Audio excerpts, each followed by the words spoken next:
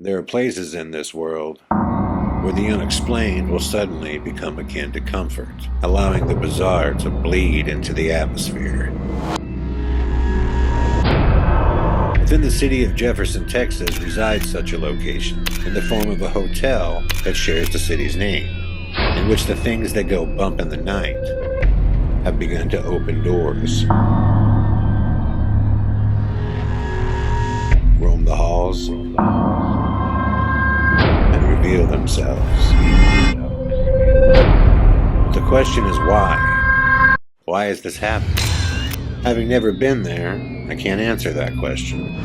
But on October 1st and 2nd, 50 of you will have the chance to join me for a weekend-long paranormal investigation at AGH Presents The Ghosts of the Jefferson Hotel. My friends, I am incredibly excited about this event. To those of you that have already purchased your tickets, thank you so much. I look forward to meeting you face to face in Jefferson, Texas. And for those of you who wish to join us at AGH Presents The Ghost of the Jefferson Hotel, VIP tickets are sold out and there's only 15 gold tickets left. But you can get your gold tickets while they last by clicking the ticket link, which I've posted below in the description box. Having said that, let's jump right into the In a Crowded Room podcast.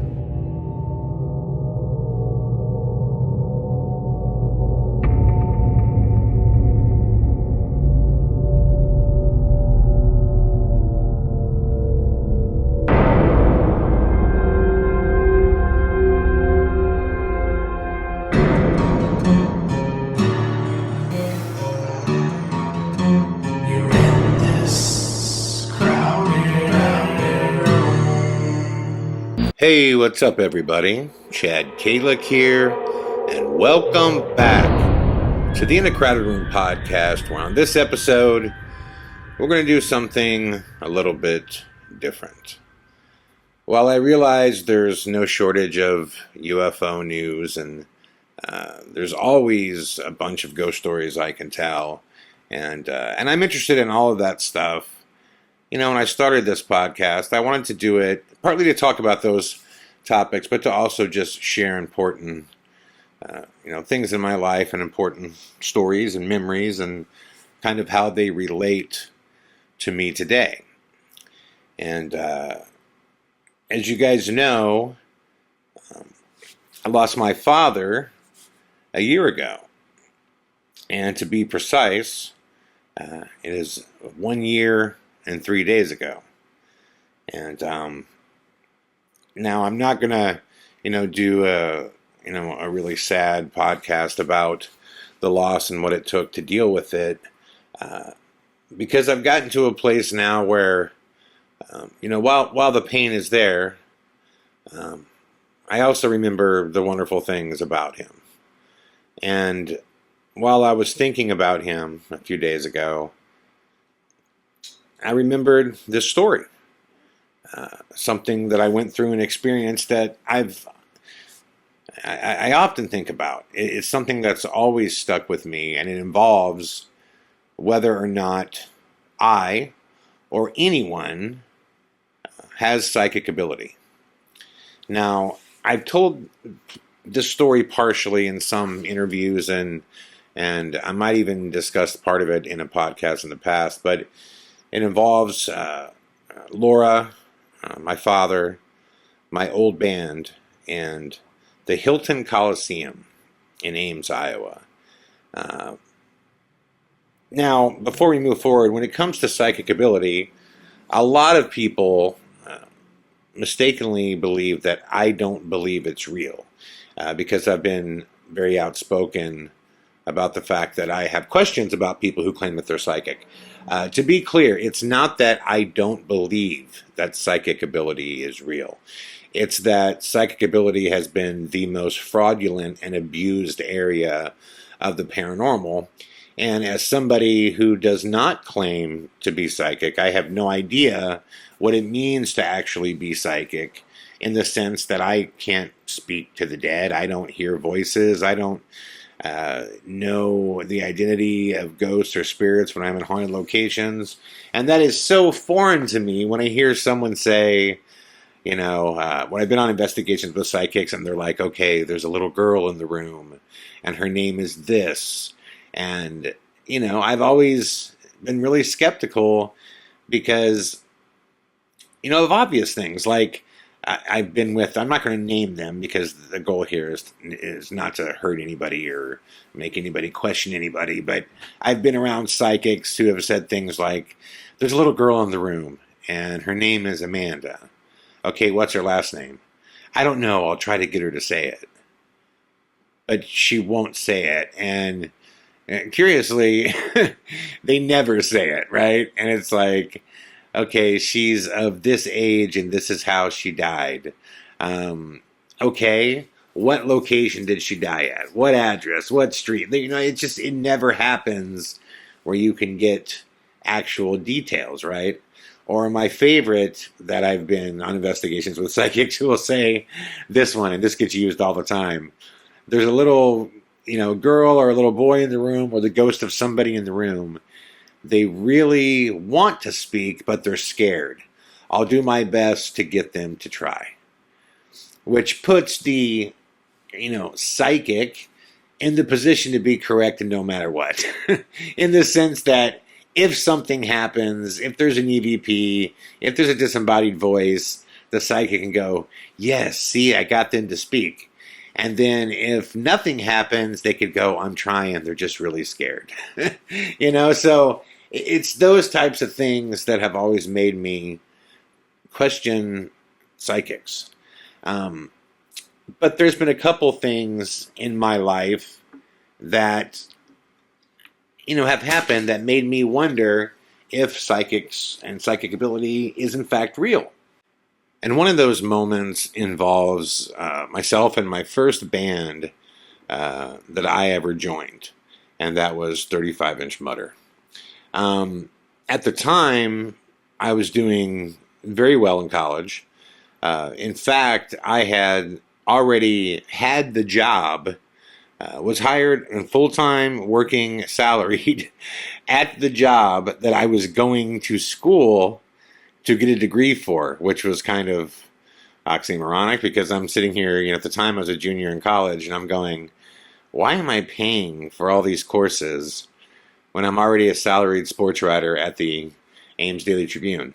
I was also doing like wire writing for the Des Moines Register and USA Today on campus, and it was just one of those things where I learned very early on that you don't necessarily need a degree to work the job of your choice in a lot of cases.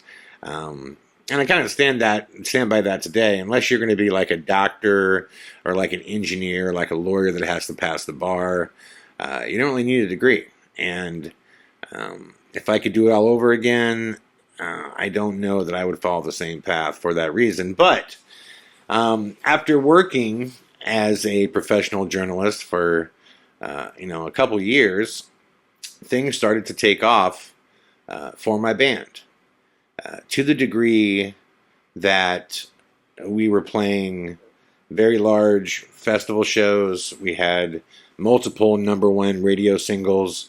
And at the time of the story that I'm going to tell you, we had the top-selling album in all of Iowa. And when I mean the top-selling album, I mean you would go into like Sam Goody or Musicland, and they'd have the top 20, and they would have the boards up, like right when you walk in at the top selling artists. And I think my old singer still has photos of this, where we would be #1, and right next to us would be the new Kiss album. Next to that was the new Metallica album. Next to that was the new Prince album. I mean, we were outselling Limp Bizkit, like all the bands that were big at that time, which was kind of an unheard thing that no one had ever done. But before this all happened, like any band, we were playing basement parties for, our drunk friends. And, we were playing Monday nights at the bar in which my drummer, it was a bar called The Long Shot. My drummer was the bartender and booked the bands, and I was the bouncer. And again, we'd play Mondays for nobody, like our girlfriends and maybe our friends. And, a long string of events happened that got us really quickly to a place where we can get noticed. And that string of events was me recognizing that the only way to really get out of Iowa at that time was radio. And getting on radio was possible back then because now, today, almost every commercial radio station is owned by Clear Channel. And Clear Channel only caters to record labels. They do not cater in any capacity to unsigned bands. Well, back in 1999, there were a few major radio stations that weren't owned by Clear Channel, that were number one in the market.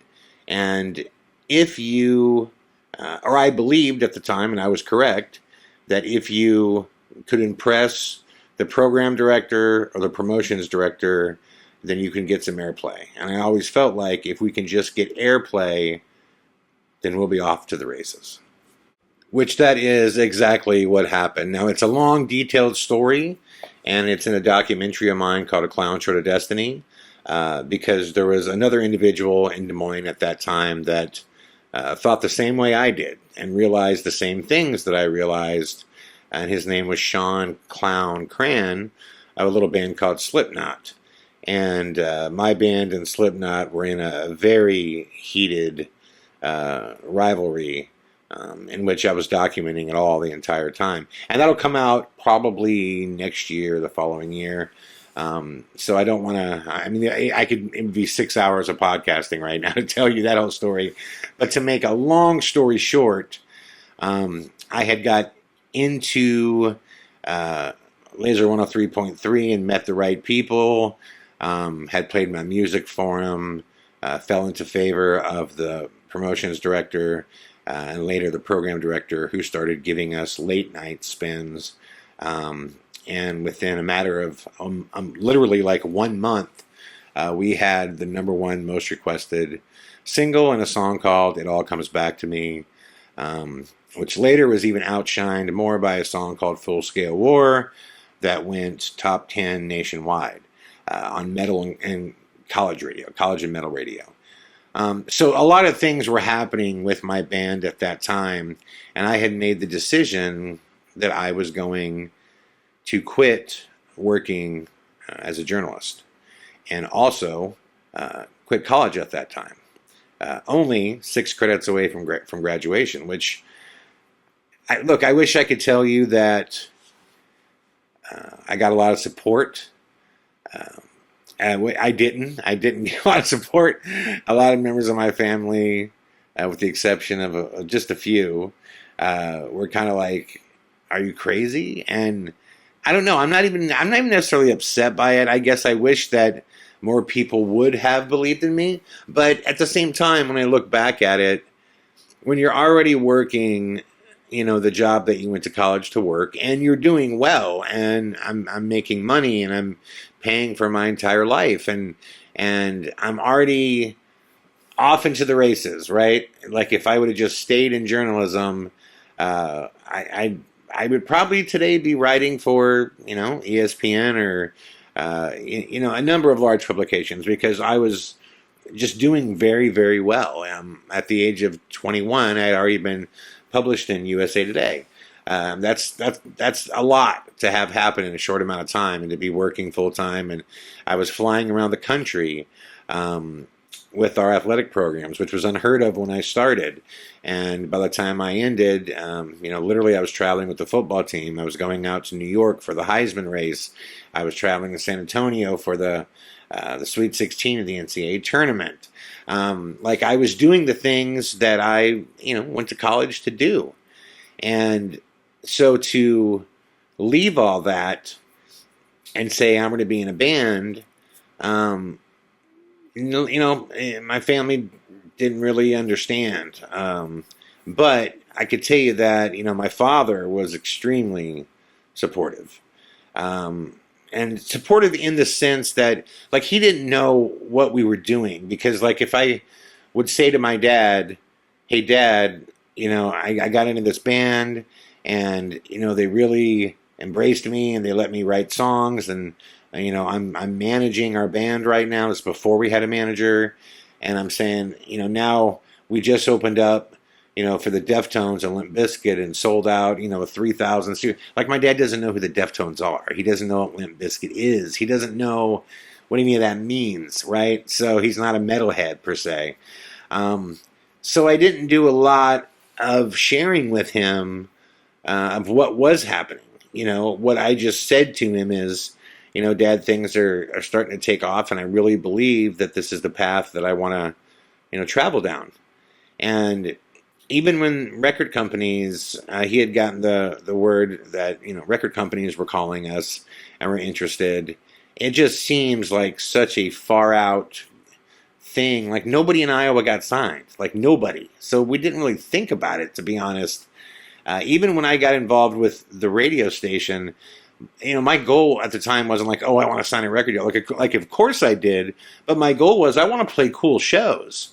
I want to play the biggest venues I could play with the bands that are my heroes, and that was happening. In a very short amount of time, we had to open up, like I said, for the Deftones, for Limp Bizkit, for System of a Down, for Cold, for Stained, like just so many bands. I mean, even old school bands, Motley Crue, in newer bands that were happening at the time, Head PE, Kitty, like you name it. We even played with when Vanilla Ice was traveling with his metal band. We played a show with them.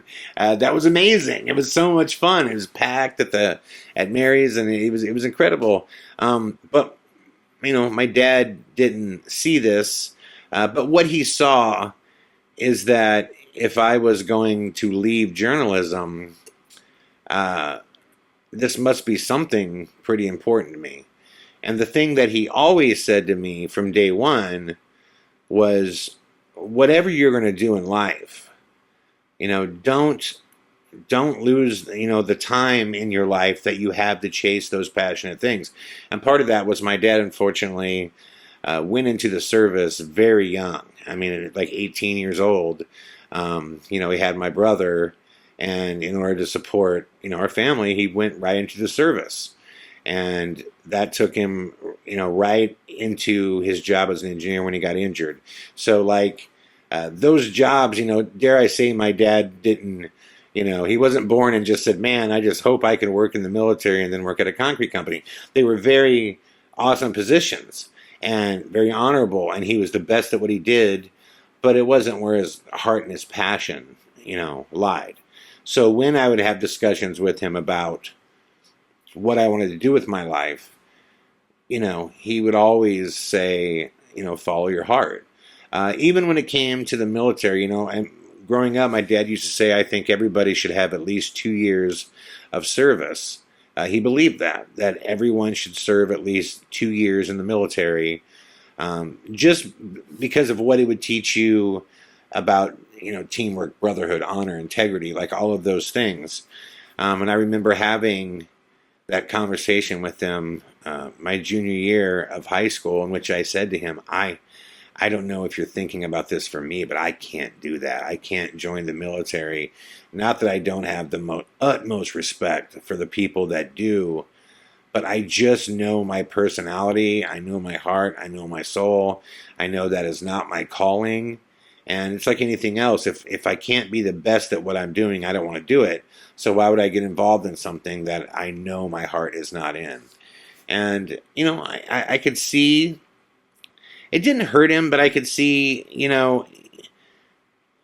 sure, I think he would have loved to see me follow in his footsteps, but he understood. And his thing was, whatever you do, just make sure that your heart is truly in it, that it is something you love, that you will wake up every day and give your heart and soul to be the best at whatever that is. So when I decided to quit school and go after this, my dad was one of the few family members that had supported me. And he had never seen me play, by the way. Had never seen me play. I didn't start playing in, serious bands until I went to college. So my dad had just seen me play baseball.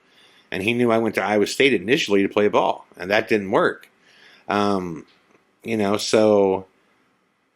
this was different. Him hearing now Chad is in a band and he's doing all this stuff. And, when I had played with the Deftones and Limp Bizkit and all that, my brother wasn't in the band yet. So, it was after that success had happened that, I had brought Brian in as well, too. So now both of his sons are in a band that's playing out. So, I wanted my dad to see us play, but I wanted it to be something big, right? Something that he could see, okay, Chad made the right decision. So telling my family was one thing, telling Laura was another thing. Keep in mind Laura's going to college at a college that's about 2 hours away from me. So she's, approaching graduation.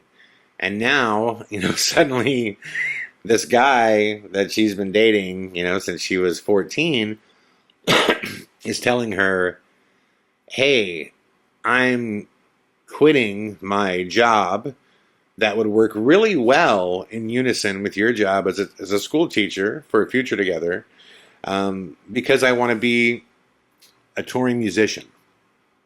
And at the time that I had, told her, things were just starting to take off, meaning like we had, gone from playing a Monday night to nobody to playing a Wednesday night for 50 people, and we had a long talk about it. And, she was kind of like, you're quitting school.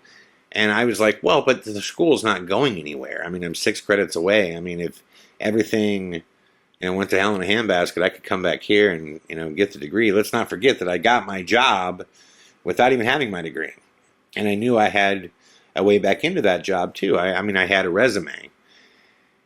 And I could see she was worried, never unsupportive. Laura, I can honestly say that. She has never been unsupportive of my dreams or my goals.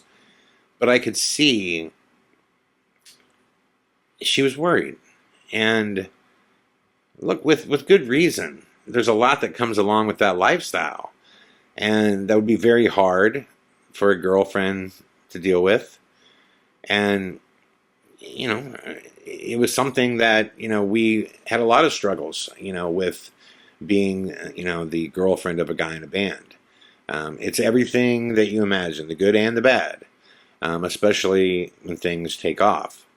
But at that time, I was basically saying to her, look, when I say that I'm going to go after this, I'm not going to wind up being the guy that's, 60 years old and still going, let's make one more demo, we can do it. Because I've seen that happen.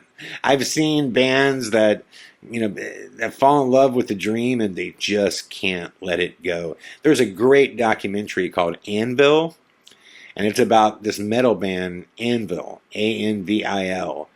And, they've made like 15 albums. And through their independent quest to become signed, they've actually developed, kind of a small, loyal fan base. But the documentary is about them doing that, being 60 years old and recording, music that's way out of date and out of their prime, and still having that, crazy belief that stardom's going to catch them. And I was like, listen, I'm not going to be that guy, and I said, I'm not crazy, Laura. Like, I believe our music is really cool. It's really timely, but I also believe, there is a time frame for it. We were playing new metal that was kind of, that included the rapping, and we started doing that, right as, Rage Against the Machine started doing it. So there was pretty much like Rage and like us, and then, like 2 years after us, then Limp Bizkit came. So we were really kind of pioneering in that type of music. And the only reason we did the rap over metal is I couldn't find a guy to sing. So my old roommate, I knew he could rap. So that's why we started doing it, just to play shows. Turns out it actually worked pretty good. But the reason I tell you this is because Laura and I were driving to Home Team Pizza, my favorite pizza joint in Ames, and she was visiting in a weekend, and we had just had like a 3-hour conversation about, me quitting school to do this. And I could see it in my head like a movie right now. I was driving with her, and we had kind of got kind of heated, kind of a heated conversation about all of it. And we turned this corner, and I was driving down the street, and I looked to the right, and there was the Hilton Coliseum. And the Hilton Coliseum holds like 14,000 people. It's like the premier venue in all of Iowa. No unsigned band has ever played the Hilton Coliseum. How could you? You'd have to have a crowd that's just massive. And no one books unsigned bands. That's not how it works. The way it works with, when you ever see bands that are on tour and you wonder how a certain band got on tour, it has nothing to do with music. It is 100% math. And what I mean by that is when a band comes through on tour, they will look at their record sales, the promoter will.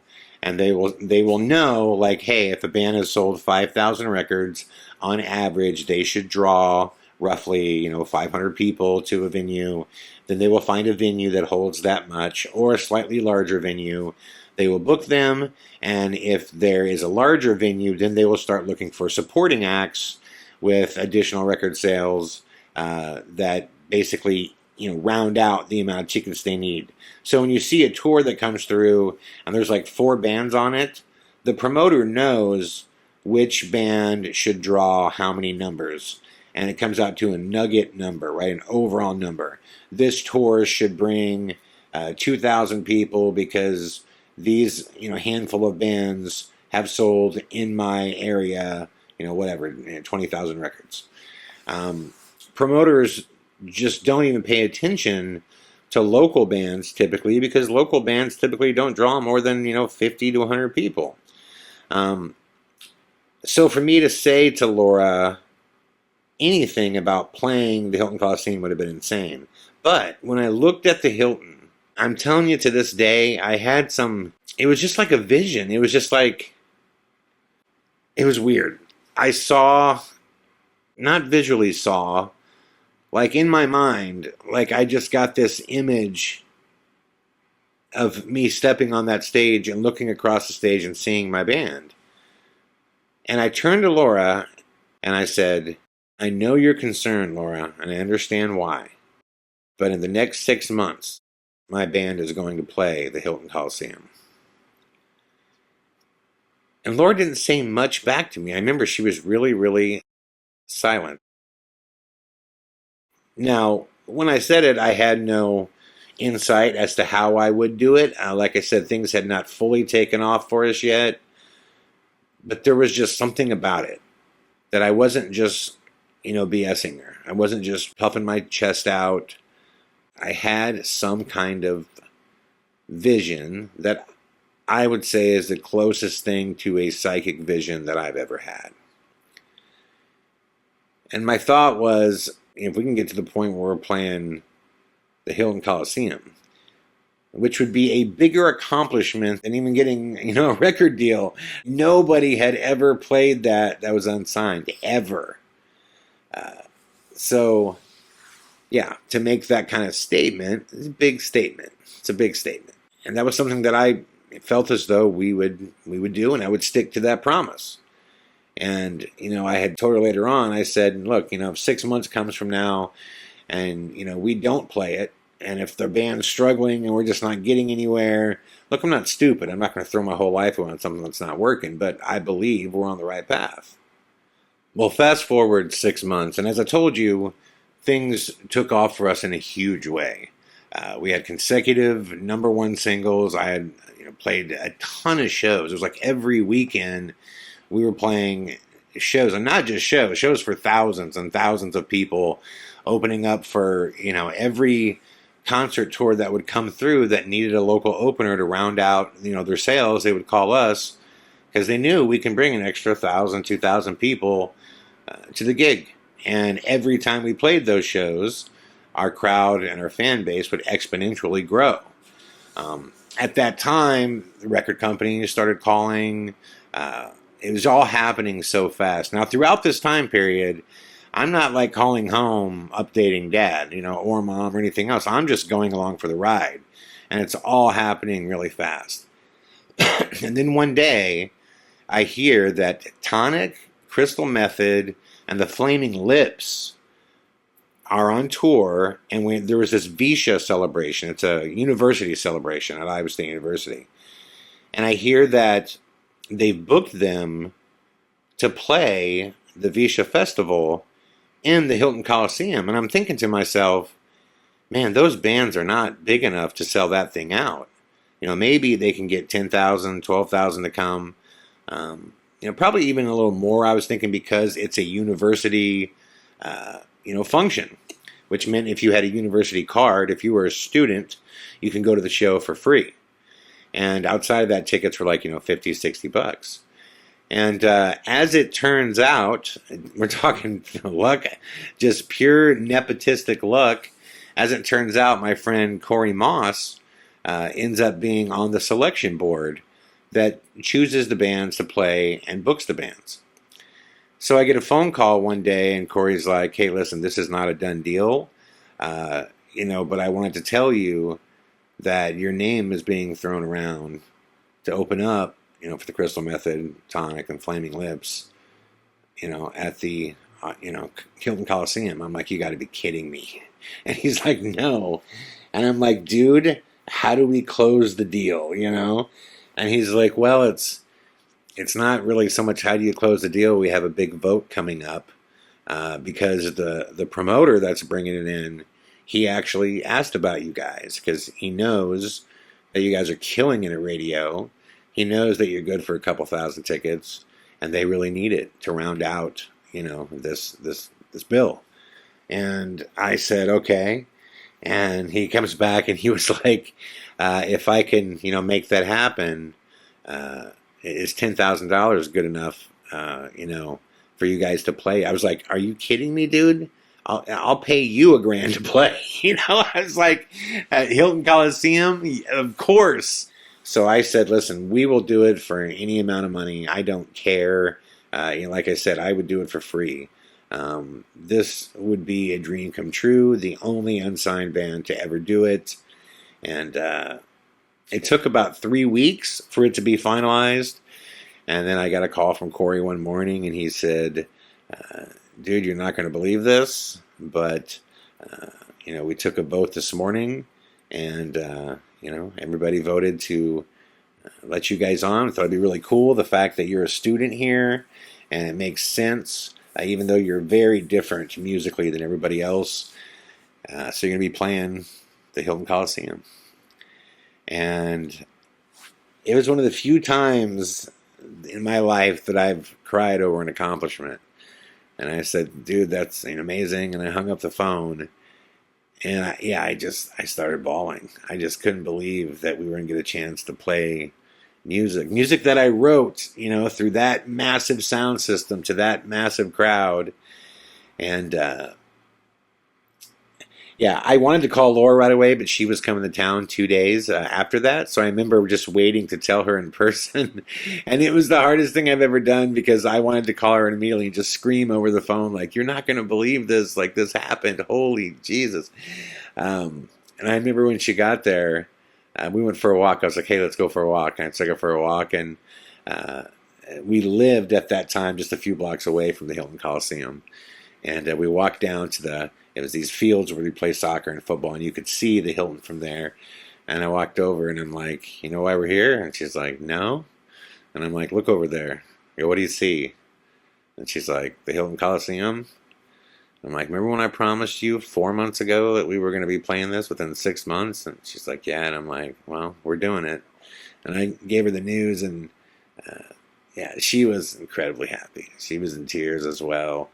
And the next step was to invite my dad. I wanted my parents to come, and I wanted my dad to see what I had been working on, and I wanted him to know how important it was to have his support. So I invited him in, and I didn't really tell him much about it. I just kind of told him, hey, we're playing the Hilton, and I knew he didn't know that the Hilton was the Hilton Coliseum.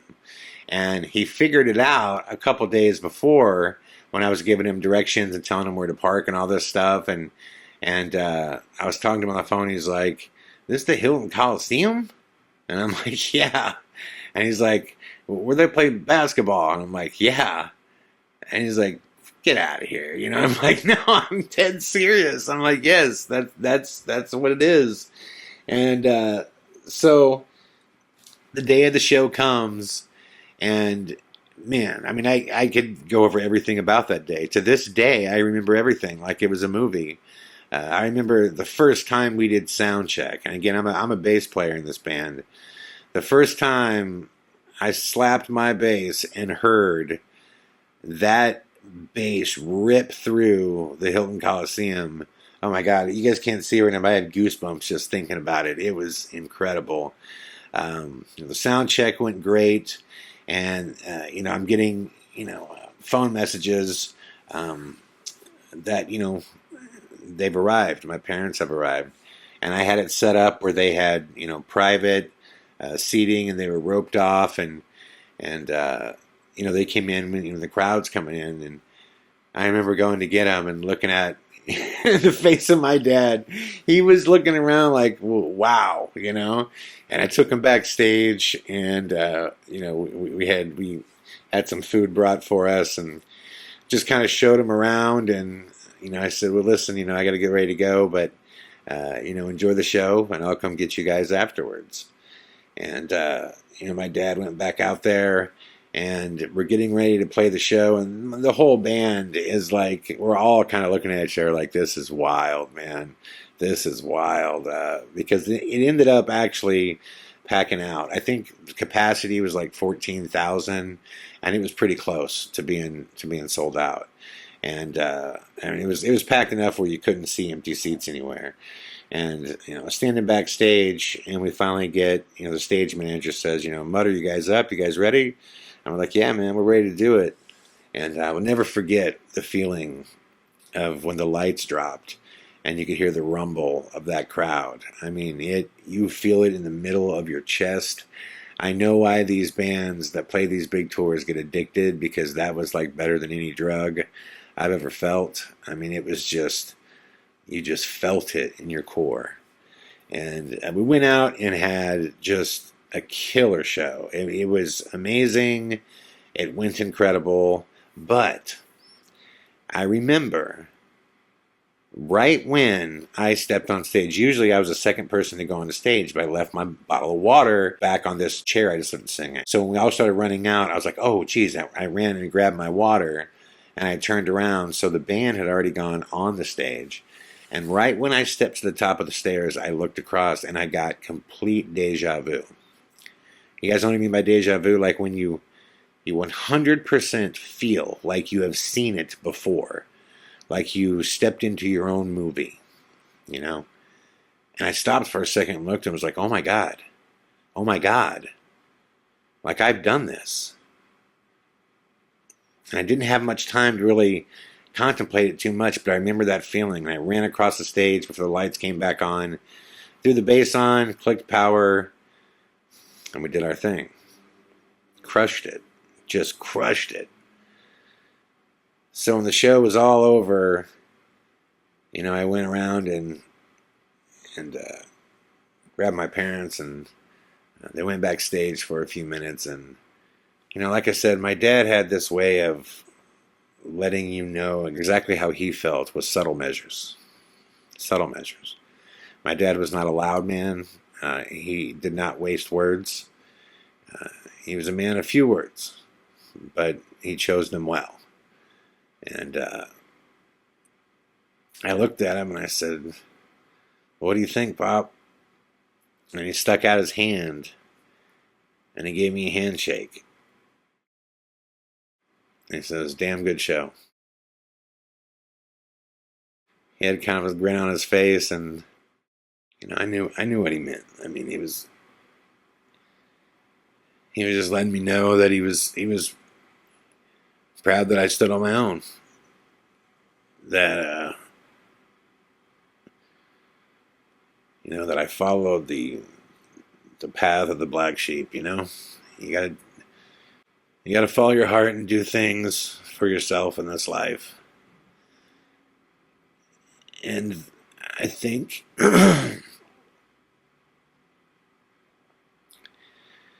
He just let me know he was proud.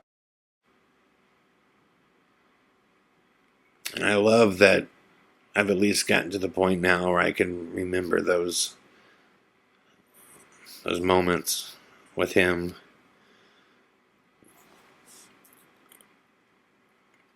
With his smile behind the tears, And it was really special. But it's made me always wonder, like,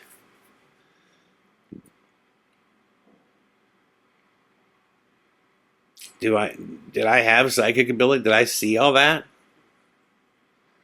Did that happen because I've always felt like deja vu is it's like a reminder in life that you're on the right path. And when you have deja vu, it's a good thing. That it means that you've refound your way back to the path you were supposed to be traveling. And that's how it felt at that time. And I've always kind of felt like either we're all psychic or nobody is, if that makes sense. Is that psychic ability? For those of you out there that believe you are psychics, I guess that's my question to you. When I said that to Laura, that I'm going to play the Hilton, and I had kind of that vision, and then I had the deja vu stepping on the stage, is that psychic ability? Is that what you mean when you say, I'm psychic, that you see these images of the future that come? Because if that is, what psychic ability is, then I would have, like I said, I would have a tendency to believe that everybody has psychic ability to some degree, and maybe some people just have it stronger or more than others. And I don't know. I would like to believe that psychic ability is real. I really would. And I don't disbelieve it. I guess, like I said, because I don't feel as though I'm psychic, it's hard to say that I fully understand it, so it's hard to say I fully believe in it. But whether I'm psychic or not, that was just a really, really special memory. And because Dad's been gone a year now, I just wanted to share that with you and dedicate this episode to him and his memory.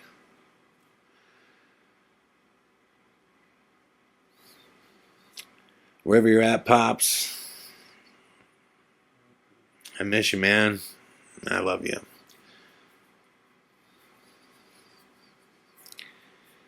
Thank you guys for listening to the In a Crowded Room podcast. I will be back tomorrow with more. All the best.